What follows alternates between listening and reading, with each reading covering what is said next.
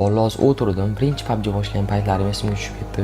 O'rtalar bilan bitta yig'ilib PUBG o'ynardik. Ularning hammasini o'zlarining telefonlari bor edi. Ularning zaryadi 4 soatga, 5 soatga yetsa, meniki yarim soatga qolmasdan o'chib qolardi. U ham bo'lsa meni telefonim emas edi. Ayamda eski Avonis degan telefoni bor edi. O'shanda olib iltimos qilib, ruxsat so'rab o'ynardim. U ham yarim soatga bormasdan o'chib qolardi zaryadi. Lekin shunda ham hamma o'rtoqlarimni TDMda yutardim.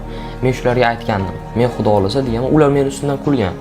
Senda ayang telefoni, sen 10 FPS o'ynaysan, bizda 60 FPS, o'zimiz telefonimiz bor.